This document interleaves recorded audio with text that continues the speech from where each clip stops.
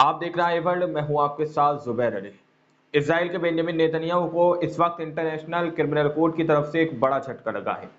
आप सभी को पता है आईसीसी के अंदर इसराइल के खिलाफ बड़े पैमाने पर मुकदमा चल रहा था और उसमें आशंका ये जताई जा रही थी कि कभी भी इसराइल के बेंजामिन नेतन्याहू के खिलाफ अरेस्ट वारंट जारी किया जा सकता है और कभी भी इसराइल के बेंजामिन नेतन्याहू को गिरफ्तार किया जा सकता है। काफी लंबे टाइम से बहुत सारे लोगों की निगाह आईसीसी की तरफ टिकी हुई थी। बहुत सारे लोग जल्द से जल्द इस फैसले का अंजाम देखना चाहते थे कि आईसीसी इंटरनेशनल क्रिमिनल कोर्ट आखिर इसराइल के बेंजामिन नेतन्याहू के खिलाफ अरेस्ट वारंट जारी करेगा या नहीं करेगा। लेकिन अब फाइनली इसराइल के बेंजामिन नेतन्याहू को बड़ा झटका आईसीसी की तरफ से लगा है दोस्तों।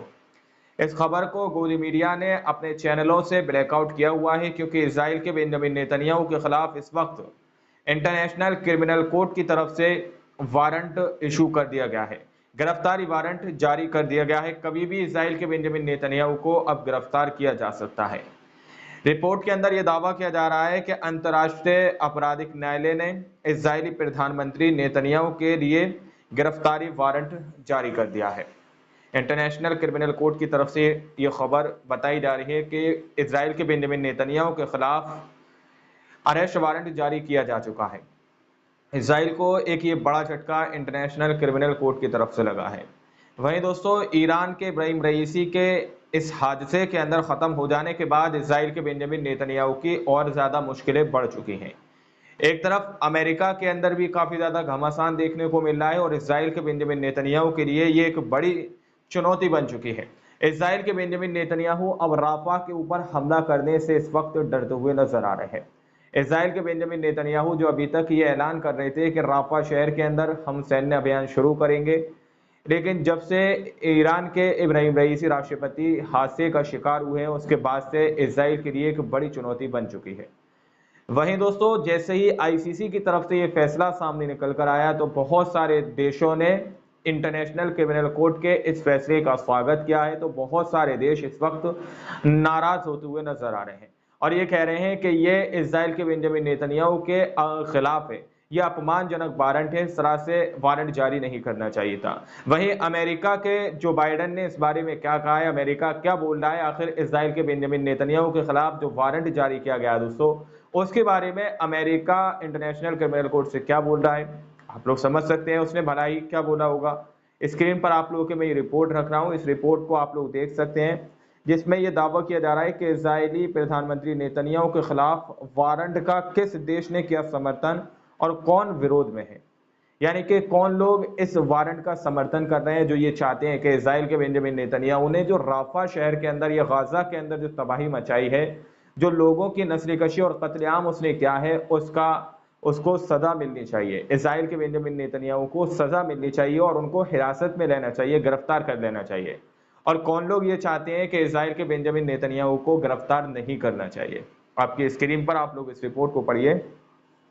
दावा ये किया जा रहा है कि अंतर्राष्ट्रीय अपराध न्यायालय आईसीसी के प्रोसिक्यूटर करीम खान द्वारा गाजा युद्ध में हुए वॉर क्राइम्स के खिलाफ इजरायली प्रधानमंत्री और विदेश मंत्री पर गिरफ्तारी वारंट जारी करने का आवेदन किया गया है। प्रोसिक्यूटर की इस मांग की इजरायली सरकार ने कड़े शब्दों में निंदा की है। अमेरिका ने भी इजराइल का साथ दिया है, लेकिन कई देशों ने इस प्रस्ताव को अपना समर्थन दिया है। प्रोसिक्यूटर ने इजरायली नेताओं के साथ ही हमास नेता याह्या सिनवार और इस्माइल हानिया के खिलाफ भी वारंट की मांग की है, जिस पर हमास ने प्रतिक्रिया देते हुए कहा कि प्रोसिक्यूटर पीड़ित की तुलना जल्लाद से करने की कोशिश कर रहे हैं। इस तरह की बात कही जा रही है कि इजराइल की तरफ से ये बात कही गई है कि इस्माइल हानिया और हमास के लड़ाके याह्या सिनवार के खिलाफ भी गिरफ्तारी का वारंट इशू होना चाहिए। तो हमास की तरफ से ये बात कही गई है कि जो पीड़ित लोग हैं, जिनको हम ये कह सकते हैं पीड़ित हैं, उन लोगों के खिलाफ इस तरह से जल्लाद के साथ तुलना की जा रही है। यानी कि यहाँ पर अगर समझने की कोशिश की जाए तो बात ये कही जा रही है, हमास के लड़ाके ये कह रहे हैं कि इसराइल के बेंजामिन नेतन्याहू और याह्या सिनवार की दोनों की तुलना आपस में की जा रही है। तो हमास के लड़ाके कह रहे हैं कि आपस में इन दोनों की तुलना नहीं करना चाहिए। जिस तरह की बात इसराइल की तरफ से कही जा रही है कि इस्माइल हानिया और याह्या सिनवार के खिलाफ भी अरेस्ट वारंट इशू होना चाहिए। तो हमास के लड़ाके कह रहे हैं कि ये लोग पीड़ित हैं और इसराइल ने इनके ऊपर जुल्म किया है। इसराइल के बेंजामिन नेतन्याहू ने हमास को निशाना बनाकर आम नागरिकों के ऊपर निशाना साधा है और आम नागरिकों के घर बार को पूरी तरह से तहस नहस कर दिया है। पूरी तरह से बिल्डिंगें तबाह बर्बाद कर दी हैं, अस्पतालों को निशाना बनाया गया, बेकरियों को निशाना बनाया गया, धार्मिक स्थलों को निशाना बनाया गया, कई मस्जिदों को पूरी तरह से डेमोलिश कर दिया गया, ध्वस्त कर दिया गया, बहुत सारे चर्चों को खत्म कर दिया, नष्ट कर दिया गया। अब इसी बीच जब से ये वारंट इशू हुआ है दोस्तों, उसके बाद से कौन कौन से देश इजराइल के बेंजामिन नेतन्याहू को सजा दिलाने के लिए आगे निकल कर आए हैं और कौन कौन से देश इजराइल के बेंजामिन नेतन्याहू को बचाने की बात करते हुए नजर आ रहे हैं। दावा किया जा रहा है कि किन देशों ने किया नेतन्याहू के खिलाफ वारंट का समर्थन। इजरायली प्रधानमंत्री बेंजामिन नेतन्याहू की गिरफ्तारी वारंट पर बेल्जियम की विदेश मंत्री हादजा लहजीब ने ट्विटर पर कहा कि गाजा में किए गए अपराधों पर उच्चतम स्तर पर मुकदमा चलाया जाना चाहिए, चाहे अपराधी कोई भी हो। स्लोवेनिया के विदेश मंत्रालय ने भी इसी तरह का एक बयान जारी करते हुए कहा कि इजराइल और फिलिस्तीनी क्षेत्र पर किए गए युद्ध अपराधों और मानवता के खिलाफ अपराधों पर अपराधियों की परवाह किए बिना स्वतंत्र और निष्पक्ष रूप से मुकदमा चलाया जाना चाहिए। मंत्रालय ने अपने बयान में ये भी लिखा कि अत्याचारों को रोकने और शांति की गारंटी के लिए जवाबदेही जरूरी है। इस तरह की बात कही जा रही है कि चाहे कोई भी हो, यहाँ पर सीधे सीधे जो है बेल्जियम के विदेश मंत्री हाजा ने ये बात कही है कि चाहे कोई भी हो जिसने गजा के अंदर जिसने युद्ध को पूरी तरह से शर्मसार किया है और गजा के अंदर नस्लकशी की है, लोगों को मारा है, उनके घर बार लूटे हैं, घर बार तोड़े हैं, आम जनमानस को जिस तरह से निशाना बनाया गया है, जिसने भी ये नरसंहार किया है, जिसने भी इस प्रतिक्रिया को अंजाम दिया दोस्तों, वो चाहे किसी भी पद का हो, किसी भी ओहदे पर हो, उसको कठिन से कठिन सजा मिलनी चाहिए और ये एक नज़ीर बननी चाहिए आने वाले वक्त के लिए। इस तरह से यहाँ पर बात कही जा रही है और स्लोवेनिया के विदेश मंत्रालय ने भी यही बात कही है। तो इस वक्त इजराइल के बेंजामिन नेतन्याहू के खिलाफ अरेस्ट वारंट इशू कर दिया गया है। एक बड़ा झटका लगा है दोस्तों। वहीं बीच ही रिपोर्ट के अंदर ये दावा किया जा रहा है कि इजराइल के सबसे करीबी दोस्त, उसने भी इजराइल का साथ नहीं दिया, उसने भी अपना पल्ला झाड़ लिया दोस्तों। इजराइल का सबसे करीबी दोस्त बताया जा रहा है कि फ्रांस ने भी वारंट पर आईसीसी यानी इंटरनेशनल क्रिमिनल कोर्ट का समर्थन किया है, उसका साथ जताया है, यानी कि इंटरनेशनल क्रिमिनल कोर्ट के बारे में कहा है कि ये जो वारंट इशू किया गया है ये सही किया गया है। फ्रांस ने भी इजराइल के बेंजामिन नेतन्याहू के खिलाफ आईसीसी का समर्थन जताते हुए कहा कि ये कार्रवाई सही है। बताया जा रहा है कि इजराइल का दोस्त माना जाता है। रिपोर्ट आप स्क्रीन पर ये देख सकते हैं। इजराइल के दोस्त ने भी नहीं दिया साथ। इजराइल के करीबी दोस्त माने जाने वाले फ्रांस ने भी वारंट पर आईसीसी का समर्थन किया है। फ्रांसीसी विदेश मंत्रालय ने कहा कि आईसीसी कई महीनों से अंतर्राष्ट्रीय मानवीय कानून उल्लंघन की चेतावनी दे रहा था। बयान में आगे कहा गया कि फ्रांस कोर्ट को समर्थन करता है और मानवीय संकट पैदा करने वालों के खिलाफ कार्रवाई में आईसीसी के साथ है। इस तरह की बात की जा रही है कि जंग के जितने भी अंतर्राष्ट्रीय मानवीय कानून हैं, उनकी जिस तरह से इजराइल के बेंजामिन नेतन्याहू ने धज्जियां उड़ाई हैं, बार बार इंटरनेशनल क्रिमिनल कोर्ट की तरफ से इजराइल के खिलाफ जो है बयान जारी किए जा रहे थे कि मानवीय अंतर्राष्ट्रीय मानवीय का जो कानून है, जो नियम है, उसको ना तोड़ा जाए। लेकिन इजराइल के बेंजामिन नेतन्याहू ने सब कुछ भूलकर हर एक कानून को पैरों तले रौंदने की कोशिश की, हर एक इंसानियत को शर्मसार करने की कोशिश की और अब अंततः ये घड़ी आ चुकी है कि इजराइल के बेंजामिन नेतन्याहू के खिलाफ अब अरेस्ट वारंट इशू हो चुका है। दावा किया जा रहा है कि यूरोपीय यूनियन के कुछ नेताओं ने इस निर्णय को अस्वीकार ठहराया है।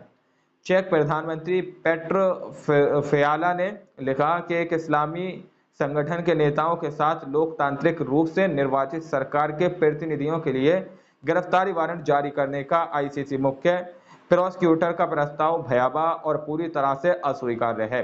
ऑस्ट्रियाई चांसलर कॉल नेहमर ने भी इसी तरह की आपत्ति व्यक्त की है। इसके अलावा यूके सरकार ने भी आईसीसी प्रोसिक्यूटर के इस प्रस्ताव से खुद को अलग कर लिया। प्रधानमंत्री ऋषि सुनक के एक प्रवक्ता ने कहा कि यह कार्रवाई लड़ाई को रोकने, बंधकों को बाहर निकालने या मानवीय मदद पहुंचाने और स्थायी युद्ध विराम की दिशा में प्रगति करने के लिए असरदार नहीं है दोस्तों।